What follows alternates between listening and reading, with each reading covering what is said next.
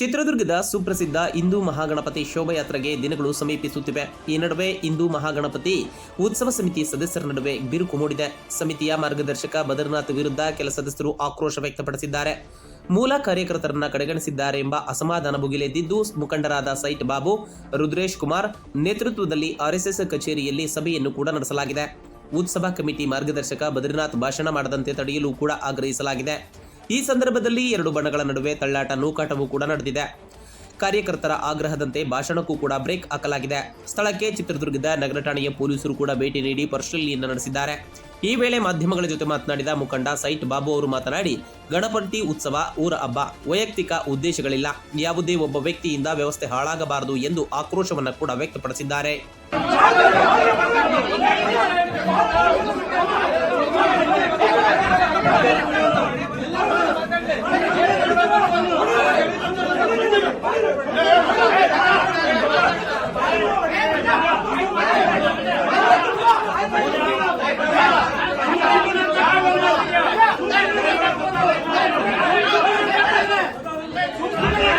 ಅಂತೇಳಿ ವಿಠಲು ಪ್ರಭುದಲ್ಲೆಲ್ಲ ಅವರು ಒಂದು ಗ್ರೂಪ್ ಮಾಡ್ಕೊಂಡ್ರು.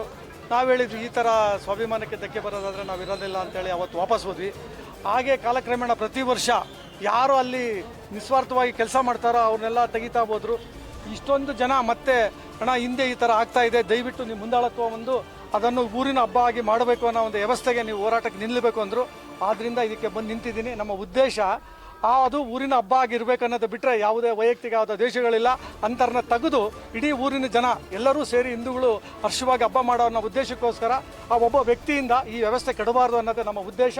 ಅದಕ್ಕೋಸ್ಕರ ಇವತ್ತು ಅವನ ವಿರುದ್ಧ ನಾವೆಲ್ಲರೂ ಬಂದು ಈ ಒಂದು ನಾವೇ ಇದನ್ನು ಕೈಗೆ ತಗೋಬಾರ್ದು ಅನ್ನೋ ಉದ್ದೇಶದಿಂದ ಈ ಸಂಘಕ್ಕೆ ತಿಳಿಸಿದ್ವಿ.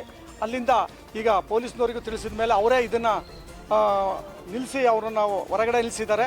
ಈ ಮುಂದಿನ ದಿನಗಳಲ್ಲಿ ನಾವು ಎಲ್ಲ ಸಂಘದ ಜೊತೆಗೆ ಸೇರ್ಕೊಂಡು ಈ ಒಂದು ಸಮಾಜದ ಮತ್ತು ಗಣಪತಿಯ ಈ ಯಶಸ್ವಿಗೆ ಎಲ್ಲಿಯೂ ಧಕ್ಕೆ ಬರದೇ ಆಗಿ ನಡ್ಕೊಂಡು ಹೋಗ್ತೀವಿ ಅಂತೇಳಿ ಇವತ್ತು ಹೇಳಕ್ಕೆ ಇಷ್ಟಪಡ್ತಾ ಇದ್ದೀವಿ. ನಮಸ್ತೆ.